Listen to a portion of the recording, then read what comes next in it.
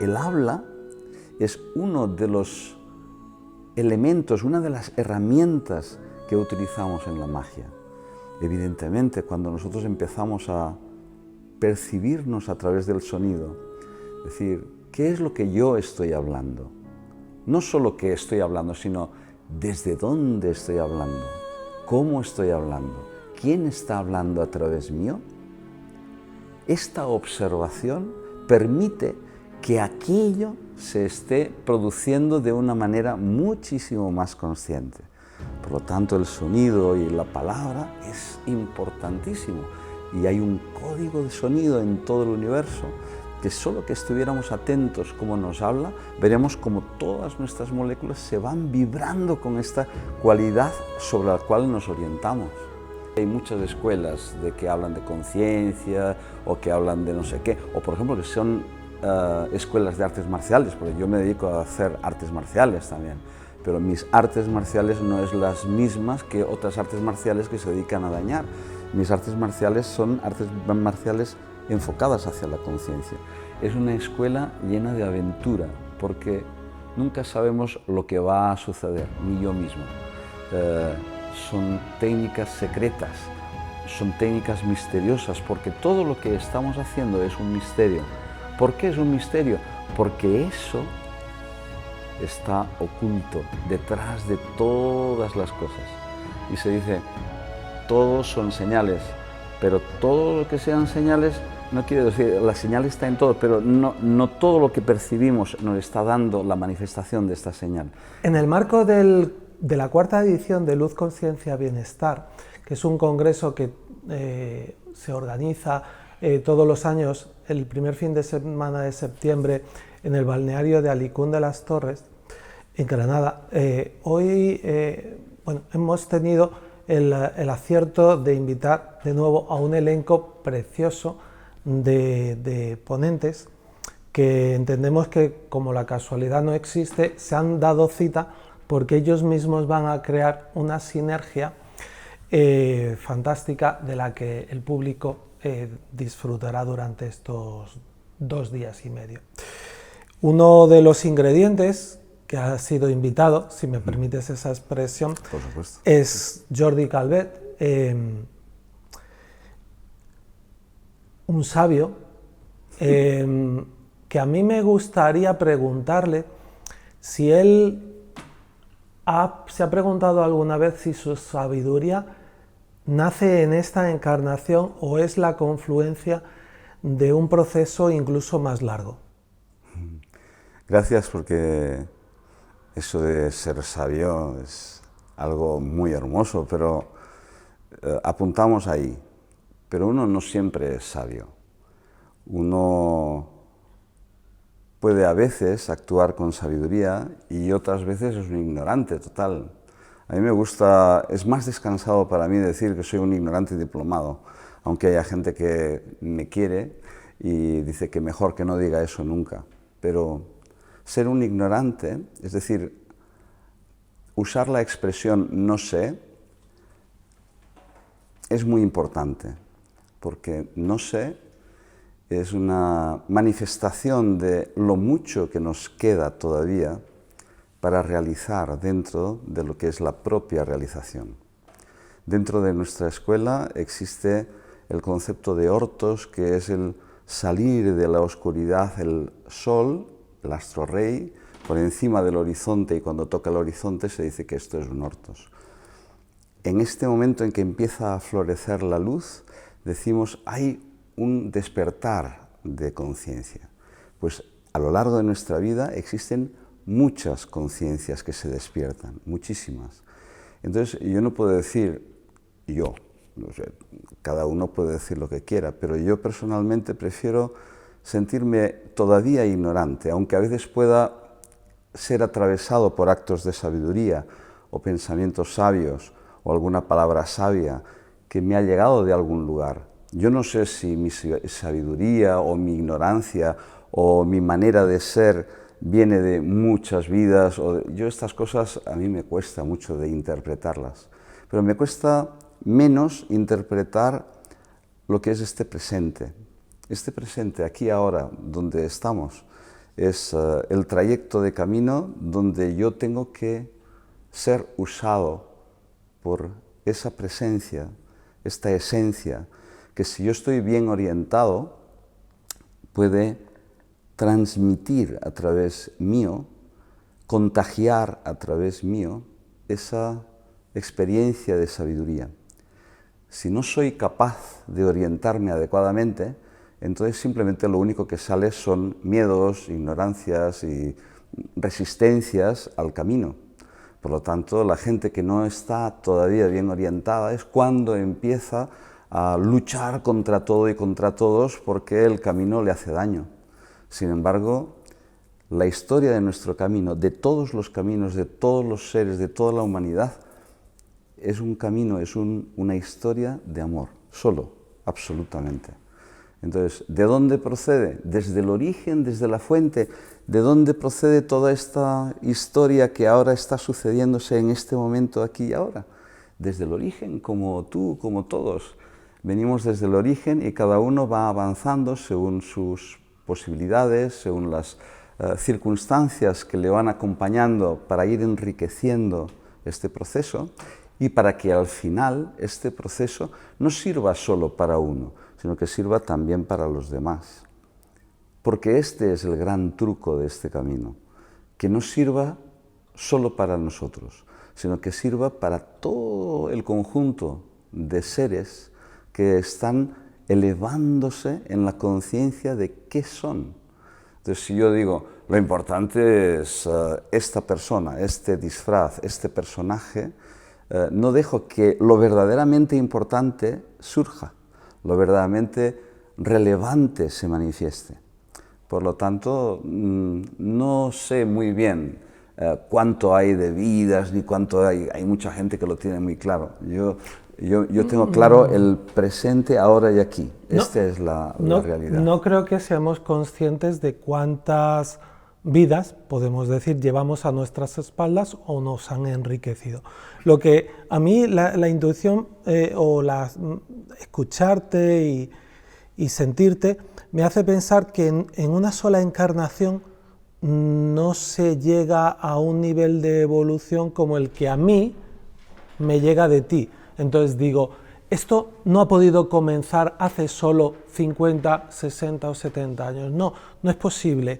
Quizá haya personas en las que sí sea posible porque aprovechen más esa encarnación que siempre en todo caso es un regalo, pero del que evidentemente unos sacan mejor provecho y otros menos. Yo sé de que todos traemos un bagaje, que todos, incluido yo mismo, tenemos un viaje anterior. Este viaje anterior hay algunos que les pesa y a otros les hace sentir que les da la bendición del viaje actual.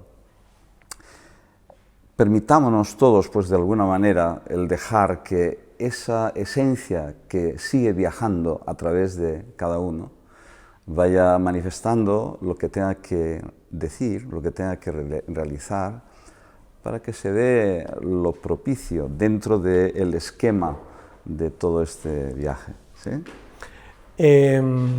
Y centrándonos en esta vida, podemos decir que hace 30 años o más de 30 años que tú iniciaste un camino en el compartir al que antes te referías, con la importancia de esa palabra en mayúsculas, ese compartir, y tú me dirás exactamente el momento exacto, creas una escuela que sigue a día de hoy, la nombrabas al principio, viva, y quizá algunos podrían decir más viva que nunca. La escuela se llama I Am Escola, está en Barcelona, acuden muchas personas y muchas personas se han visto transformadas por vuestra experiencia, y cuando digo vuestra, incluyo lógicamente a la de tu compañera, que te acompaña en ese proyecto. Mi compañera se llama Mónica y evidentemente es una parte importantísima de todo lo que está sucediendo en este momento. I Am Escola es una esencia que se manifestó hace muchísimos años No hace 30, hace muchos años. Lo que pasa es que se materializó hace relativamente poco. Construimos o manifestamos eso a través de un pequeño local, es una escuela humilde, y aunque han pasado personas, no todas las personas o no todos los alumnos que han pasado a través de las clases o los encuentros que yo he ofrecido han pasado a través de este local o esta escuela, pero la escuela estaba antes del local. Entonces, lo que quiere decir que esta escuela estaba ya diseñada antes que tomara forma. Es igual como esta escuela está sustentada sobre una base, que es una práctica que le llamamos Hridayam. Hridayam es, bueno, al principio se llamaba el gesto de la paz. El motivo es porque yo estaba haciendo una clase de Qigong. Yo soy una persona que daba encuentros digo clases, para decir clases o encuentros de Qigong. Trabajo con la energía. Qigong oficial, como más estándar, relativo a una escuela de China, ¿no? Ahora, una vez que estaba haciendo esta clase, hace muchos años, es que me hago muy viejo con tantos años, entonces la idea es que salió una práctica que no era ninguna práctica aprendida, salió algo natural, sin nombre, salió algo que a todos nos dio una sensación de beatitud extraordinaria. Entonces, cuando terminé la clase aquel día, los alumnos dijeron: oye, qué maravillosa clase, qué práctica más hermosa, ¿y cómo se llama? Queremos aprenderla. Entonces yo dije, pues no sé, porque yo he quedado tan flipado como vosotros, entonces pues tengo que saber qué se llama, pues claro, no quería inventarlo, así que les dije, mira, como es un gesto, le llamaremos el gesto, y como os ha transmitido paz, le llamaremos el gesto de la paz, ¿no? Con esto quedó el primer nombre de lo que se dio, y a partir de entonces yo empecé a sentir la necesidad de divulgar eso a las personas de manera gratuita.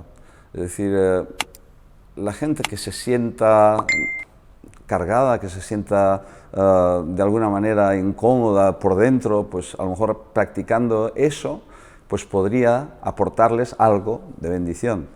Así que me propuse hacer una vez al mes, no, o tal vez al principio era una vez a la semana, después se hizo de una manera más pública una vez al mes. Al principio una vez a la semana, quedábamos en un lugar en Barcelona, en un parque, y entonces lo hacíamos siempre al exterior, porque no teníamos en aquel momento un local concreto donde pudiéramos hacer las cosas.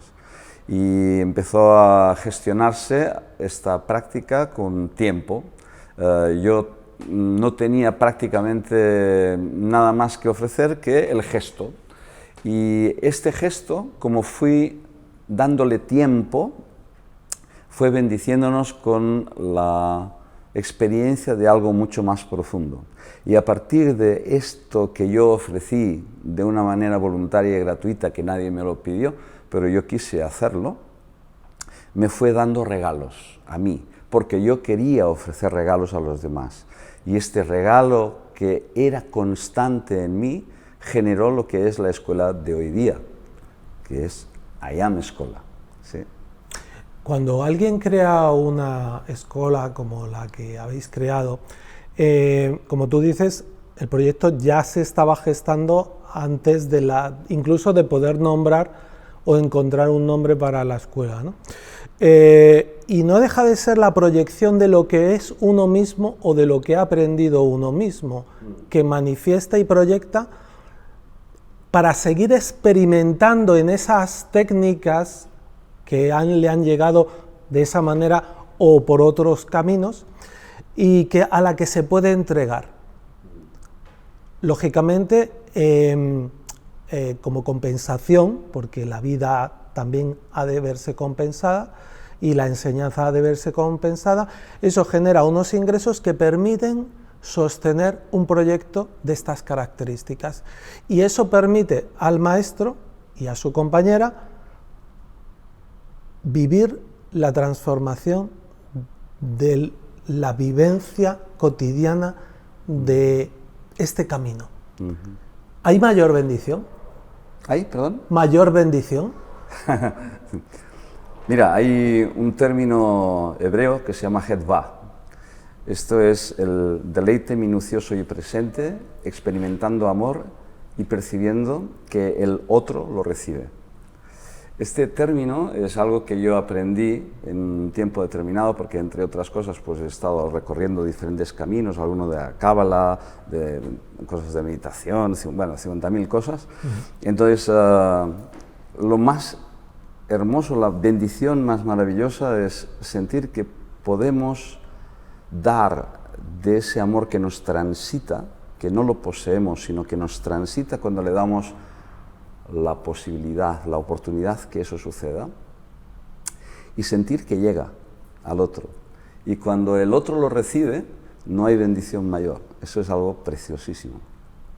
Lo entiendo porque observar a un alumno que se ha empapado de una enseñanza y que toma vida en ese propio alumno para crecer a través de él, claro. Es un nuevo milagro, ¿no? Porque el maestro, que no pretendía que eso ocurriera, asiste sorprendido, sí, de nuevo al milagro, de sí, cómo una enseñanza se multiplica, ¿no?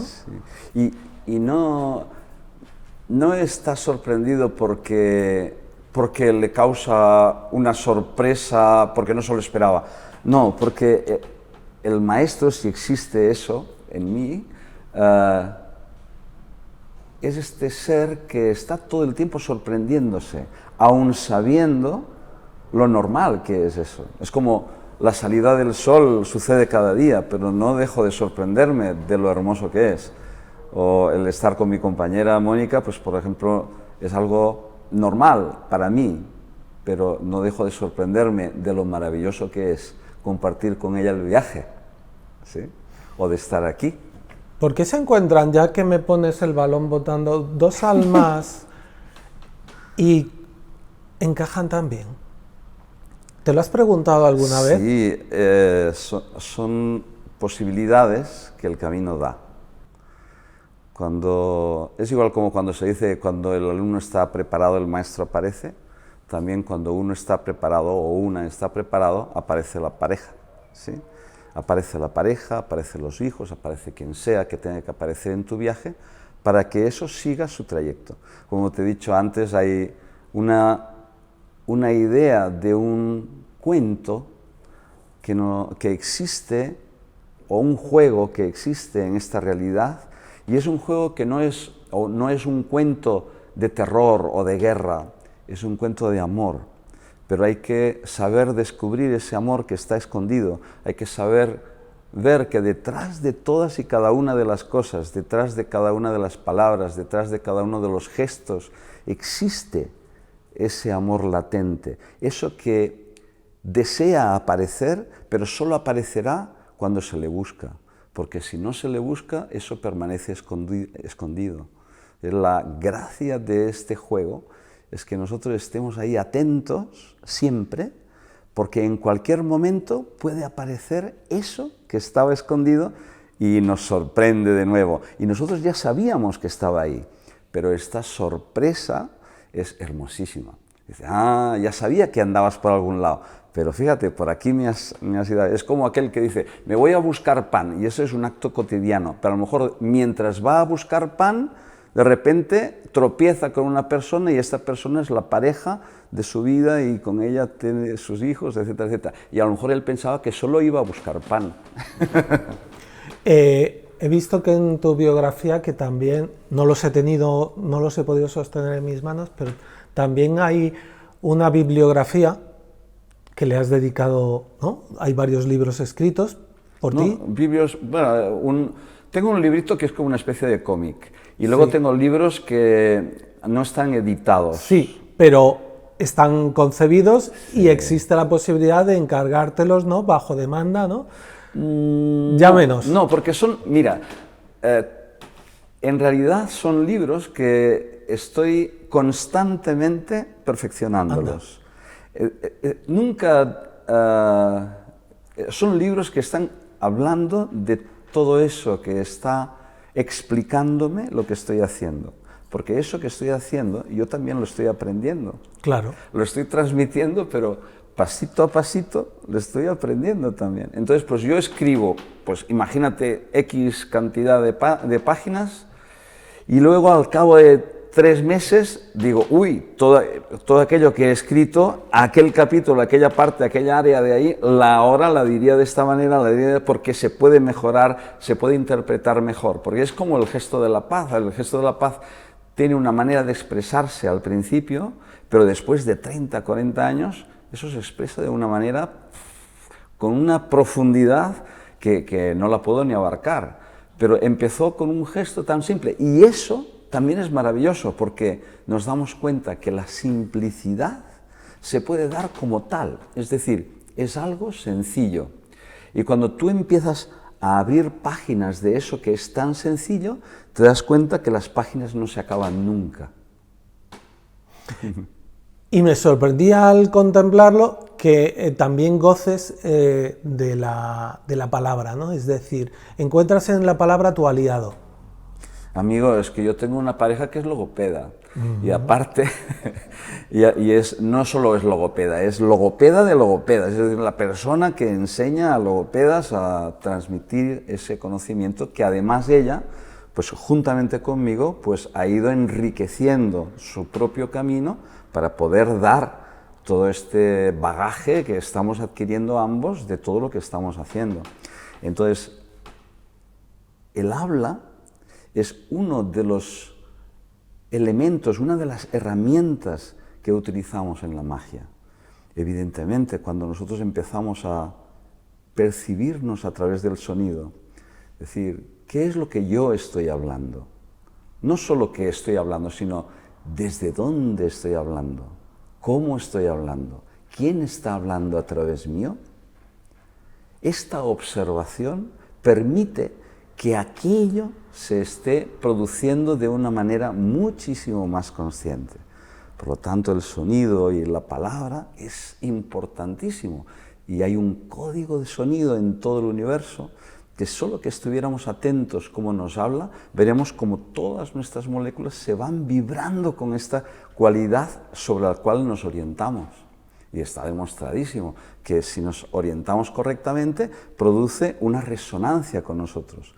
Todo nuestro caminito está vivo en relación de con qué nota vibramos.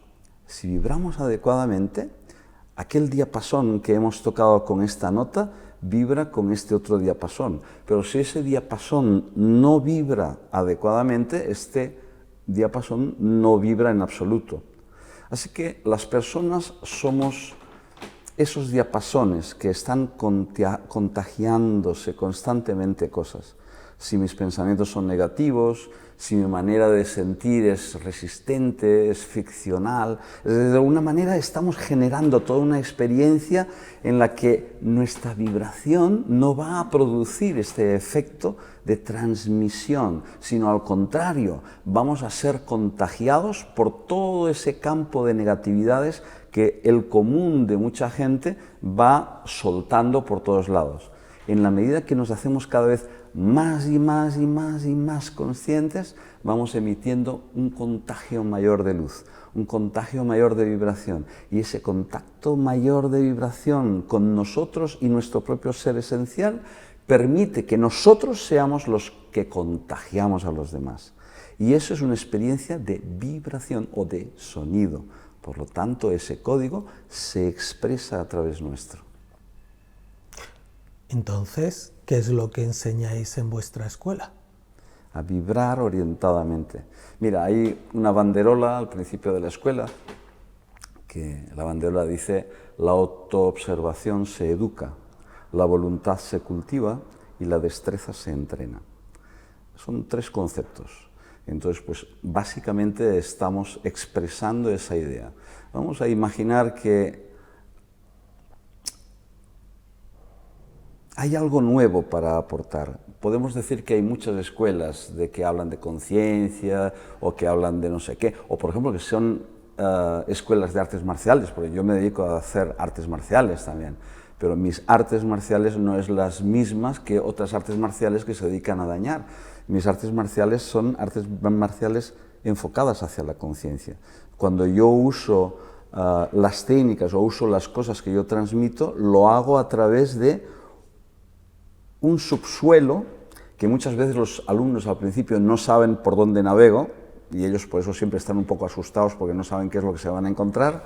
Y cuando yo estoy haciendo una acción, detrás de esta acción sale todo un contenido significativo que entonces se vuelve sanador para ellos.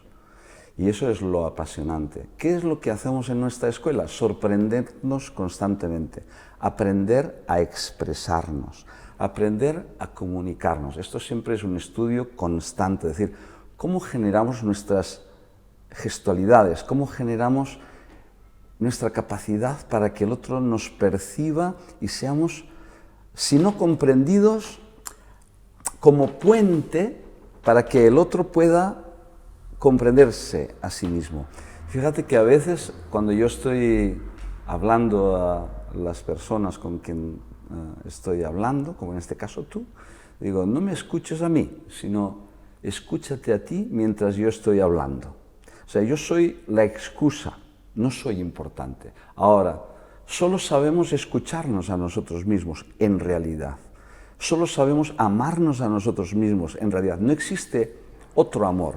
El amor es eso que en realidad reside en una área muy determinada, que es la de percibirnos a nosotros mismos en todo lo que sucede en nuestra realidad. Así, en el momento en que contactamos con alguien, dejamos que eso sea lo que esté tratándose a sí mismo.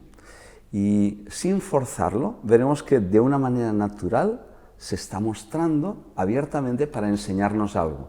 Entonces, no es tanto las palabras que yo le puedo decir a mis alumnos en la escuela, sino aquellas palabras que yo suelto en aquel momento despiertan en ellos las palabras verdaderas que ellos han de escuchar. Entonces, una de las cosas que yo les digo a personas de artes marciales que vienen ahí, bueno, ahí vamos con unos palos, unas cosas, vamos a guerrear de una manera ficticia, porque nunca hay un contacto sangriento, ni mucho menos, pero vamos a hacer una actividad en la que yo les digo, mira, quiero que en cada clase me traigan una libreta y un bolígrafo para apuntar. Quién sabe, a lo mejor se me ocurre decir algo interesante que despierta en ustedes algo que después puedan apuntarlo y recordar sus palabras por causa de aquello que hemos hecho, de aquello que hemos dicho. Por lo tanto, no es que sea importante lo que hagamos en la escuela, sí es importante lo que cada uno, con su pasión, con su deseo de buscar con profundidad dentro de sí, va a obtener por causa de eso un resultado y un fruto extraordinario. Y esa es la idea. Me parece súper interesante, tal y como lo explicas, porque otro tipo de técnicas, otro tipo de enseñanzas de un maestro hacia una colectividad, pongamos, de 20 alumnos, produciría 20 cuasi fotocopias de la enseñanza. Sin embargo, aquí no. Aquí los 20 alumnos van a recibir una experiencia que cada uno va a poder transformar en función de su naturaleza. Ciertamente. Hay una verdad que trato de cultivar, que es la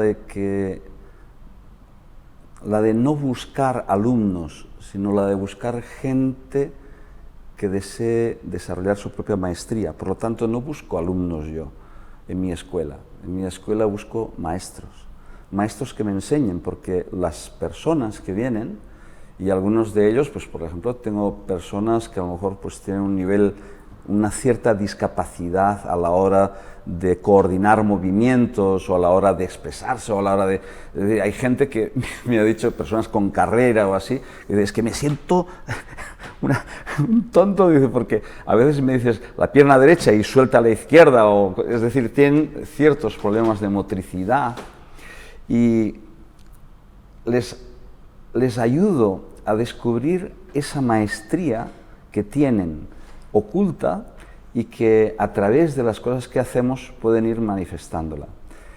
Y como te he dicho antes, a través de este concepto de Hedva, es la idea de que ellos de repente puedan decir, está cambiando mi vida. Venía una persona que estaba, o sea, en el trabajo, en su trabajo, decían que era una persona muy huraña, una persona que siempre cuando llegaba ahí estaba enfadado, cuando se levantaba por la mañana pues estaba también todo refunfuñando todo el tiempo.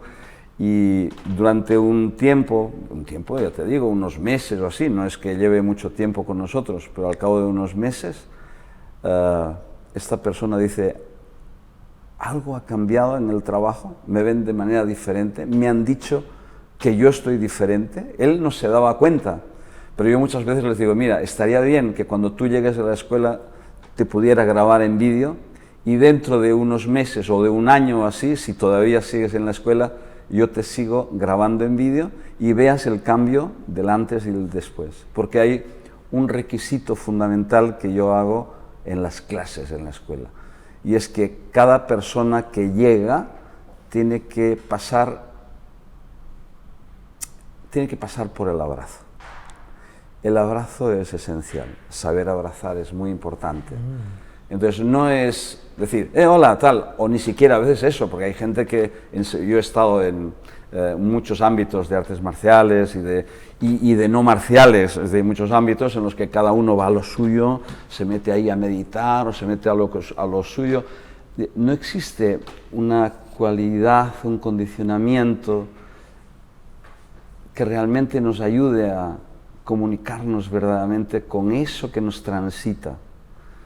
Así que para mí es muy importante que cuando las personas vienen sepan que el abrazo es como ese deseo, esa voluntad que ponemos del brujo, del guerrero, que pone ahí para querer avanzar dentro de su propio ensimismamiento, de ese cerrazón que tenemos muchas veces nosotros por miedo a que nos hagan daño. Entonces el abrazo es la primera abertura para permitir después los siguientes cambios. Y no solo eso, sino que además en la escuelita tenemos una cosa muy hermosa, que es una campana que yo puse, porque la escuela está edificada así en plan muy artesano, entonces pusimos una campana con una cuerdecita, una historia con una goma y demás, y entonces en la puerta no hay un timbre, hay una anilla que has de tirar para decir estoy aquí. Entonces, generalmente cuando es la hora de clases, la puerta de entrada de la escuela está entreabierta, lo cual quiere decir que las personas pueden pasar. Pero los alumnos saben que antes de pasar tienen que darle a la anillita. Pero esta anillita tiene un truco, que es que cuando le doy a la anillita, o cuando alguien le da a la anillita, si no está bien enfocado, si no está bien alineado, esta campana suena mal, suena tling, suena una cosa así, y tiene que hacer solo ding.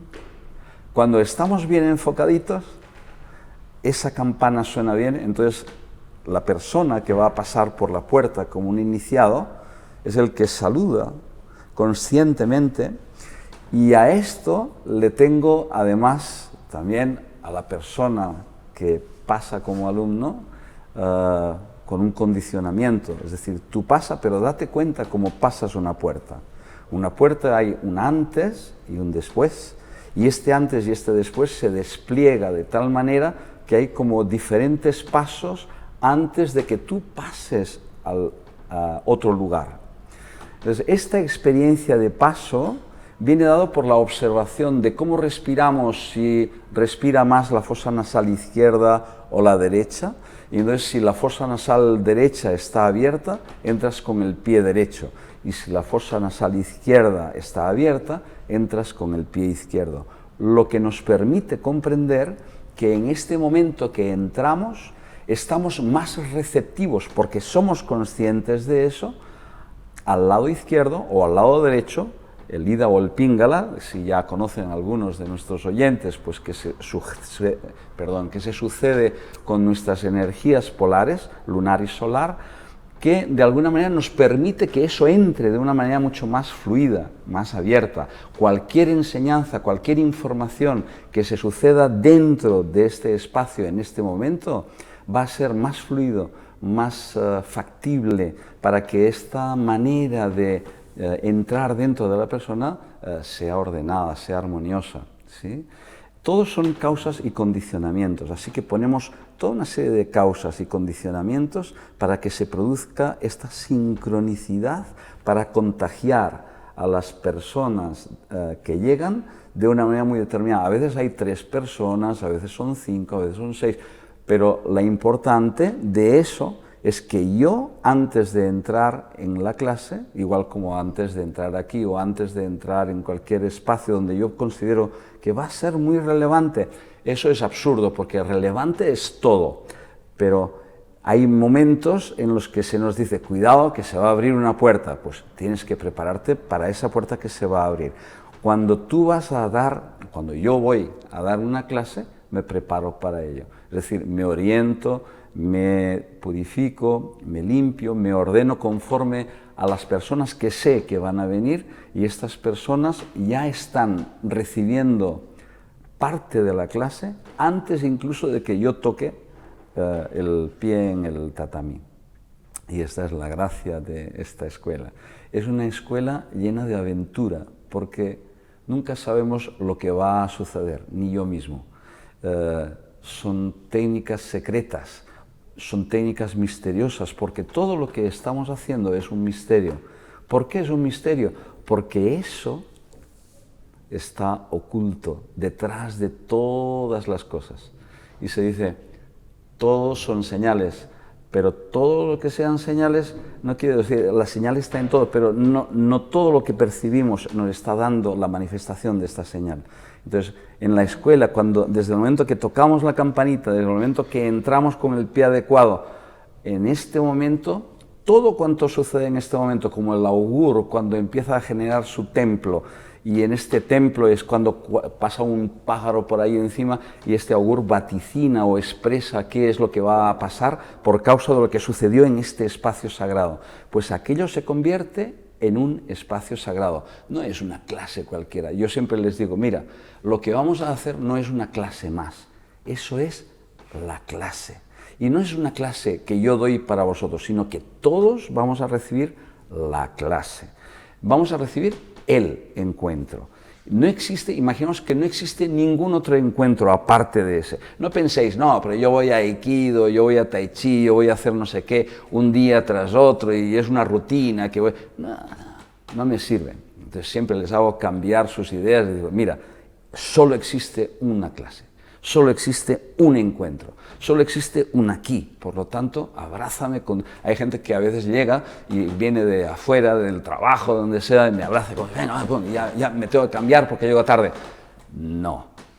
Empezó la clase, pero quiero que me abraces bien, quiero que me respires, quiero que tú respires la presencia de lo que está sucediendo ahí.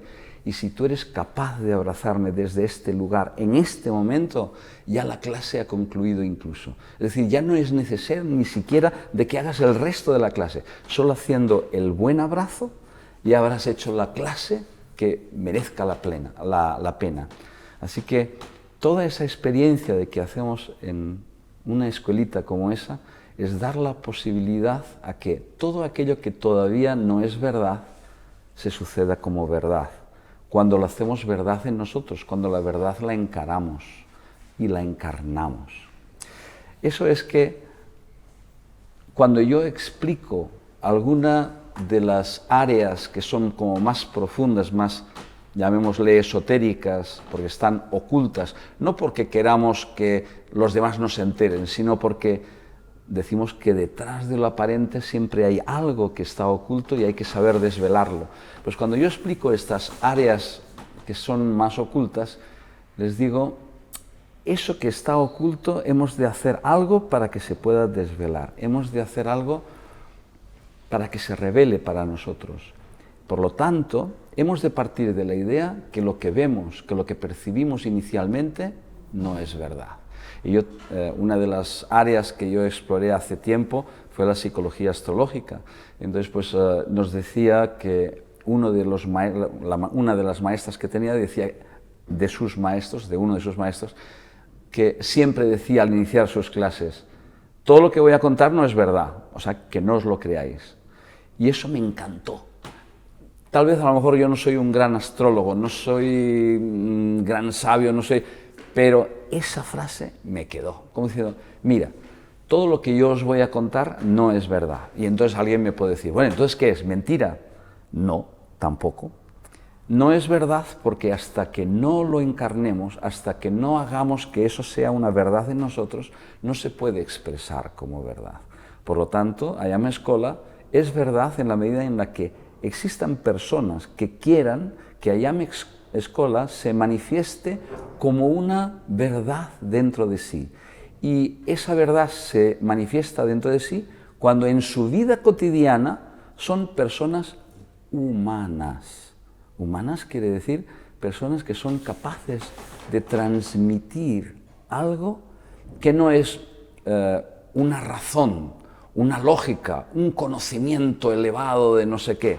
No me interesan los conocimientos elevados, me interesa la persona que es humana, que es capaz en un momento dado de compadecerse de la persona que sufre, que es capaz de saber que existe magia en su interior y puede producir magia en todas las áreas de su vida. Por lo tanto, cuando esta persona que vino en un momento dado y dijo, ostras, es que ahora en el trabajo me han dicho que ya abrazo, que sonrío, mi mujer me ha dicho que no soy yo, ¿qué pasa?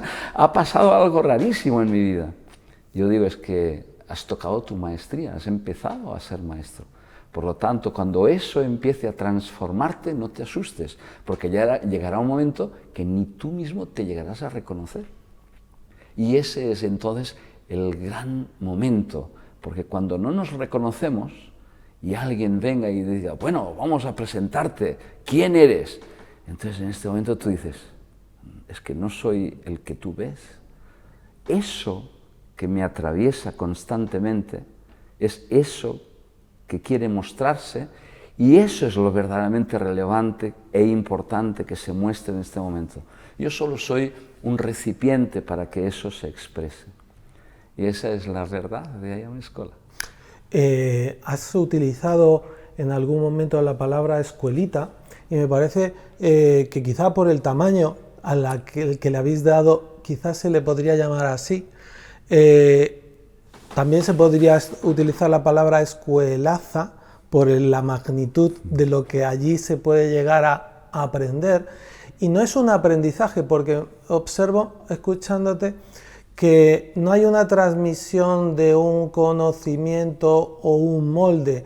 No, es una experiencia vital que compartís que necesariamente va a transformar a cada una de las personas. Entonces, podría yo preguntar en voz alta, ¿quién no va a querer vivir una experiencia de este tamaño y esta magnitud y vivir esa experiencia mágica que es la transformación en sí mismo? ¿Quién no va a querer? Vosotros la habéis diseñado a lo mejor con unas dimensiones de escuelita, por la razón que hayáis considerado, quizá porque de esa manera es más manejable o podéis hacerla más a vuestra medida, pero sin duda la experiencia tiene que ser espeluznante en el buen sentido de la palabra. Gracias. El juego está echado, es decir, las cartas están echadas, ¿no? Yo mismo trato de ser prudente con la manifestación de lo que yo estoy recibiendo constantemente en mí. A veces yo mismo me asusto de aquello que percibo por la grandiosidad de eso que puedo llegar a sentir. Por lo tanto, delante de este susto, para protegerme de mis propios ataques de ego-espiritualidad, me sumerjo dentro de una humildad a veces que puede resultar caricaturesca. pero para mí es necesario, porque este elemento que yo utilizo para expresarme de mí o de las cosas que hago, me permiten que yo pueda dejar que eso sea verdaderamente importante. Siempre en todas las áreas del ser humano existe ese tipo de práctica común en la que llega un momento en el que uno está en ascenso por algo, sea ascenso económico, ascenso de algún tipo de social, político, lo que sea, y hay un momento en el que se desmadran las piezas. Yo esto lo tengo como muy vigilante. Entonces, ¿por qué? Porque he visto tantas personas y tantas que, claro, me han mostrado cosas de mí mismo. Mira, si yo estuviera ahí no sé qué haría, si yo estuviera allá no sé qué es lo que pasaría, etcétera, etcétera, ¿no? Entonces trato de ser compasivo con estas personas, con estas situaciones, con estos grupos, pero yo trato de vigilar dentro de las cosas que hacemos, de decir, tranquilo, no hay ninguna prisa de hacer las cosas, lo que tenga que ser, será, porque si yo quiero apretar las cosas que yo quiero que sean, va a salir más esa personalidad de yo soy un Aries, soy una persona que tiene fuego, una persona que tiene mucha fuerza a veces, entonces pues esta fuerza que tengo a veces tengo que medirla, tengo que moderarla. Por eso está mi compañera Mónica, que es una balanza, una libra, y me permite sentirme, comprenderme y además sentir este espejo de santidad en el cual nos podemos reflejar y podemos moderar nuestros impulsos. Así que imagínate una persona de 20 años sintiendo todas estas cosas. Una persona de 20 años comete muchas estupideces. Ahora sigo cometiendo estupideces, pero me gustaría creer que todavía, aún haciendo alguna que otra, cometo menos. En algún momento de la conversación me has llevado a que me fije por primera vez en la dimensión de tus fosas nasales. La dimensión de un maestro, de un sabio, de determinadas prácticas de tipo oriental, ¿se puede medir por el tamaño de sus fosas nasales? ¿Porque están en relación con lo bien que respira? No respiro bien. No siento que las fosas nasales, sino las personas que son de color a lo mejor tendrían una sabiduría mucho mayor que la nuestra, pero es divertida la idea, es divertida la idea, pero realmente, fíjate, a mí me causa una sonrisa porque la idea de respirar bien no significa respirar más fuerte o más rápido. Imagínate que alguien diga, yo sé respirar muy bien, pues ahora voy a respirar muy rápido. Bueno, a veces puede ser interesante hacer una respiración de fuego, pero no es esto el saber respirar. Saber respirar es cabalgar sobre el aliento de lo divino. Ahora, imagínate, vamos a hacer una prueba, o tenemos que terminar ya, todavía no. Ok, pues, imagínate, vamos a hacer una experiencia. Vamos a imaginar que no somos nosotros los que respiramos, sino que somos respirados por eso que existe en todos lados. Porque de hecho hemos sido afectados por la respiración en esta existencia sin nosotros casi darnos cuenta. Nos han palmeado los traseros y de repente hemos aprendido a respirar así a bocajarro.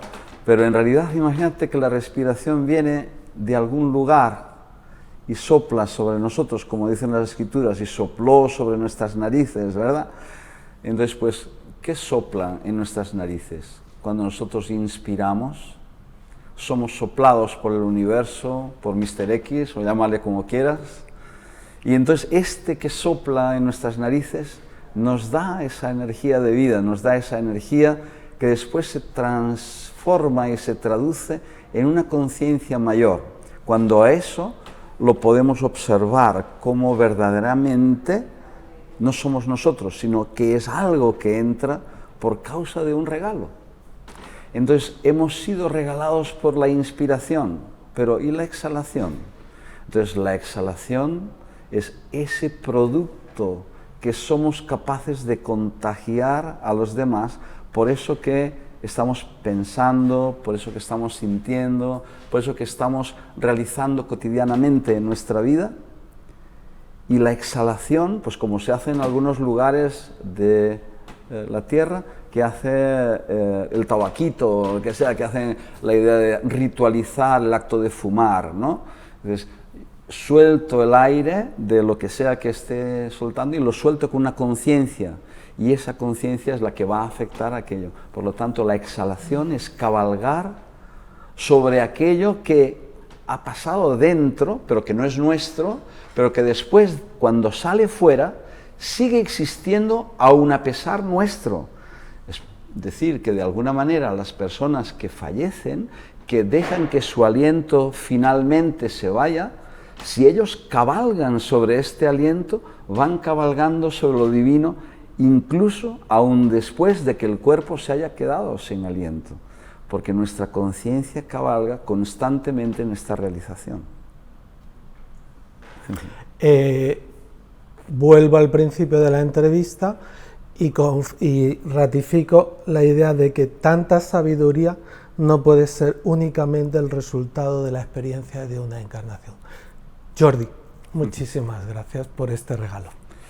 El regalo ha sido tuyo porque tú me has dado la posibilidad de que eso se exprese, así que así nos conocemos un poquito más, me das la posibilidad de que yo pueda explicar algo que ni yo mismo sabía cómo iba a explicar qué, así que tú has dado esa posibilidad, gracias a vosotros. Un regalo. Gracias. Gracias.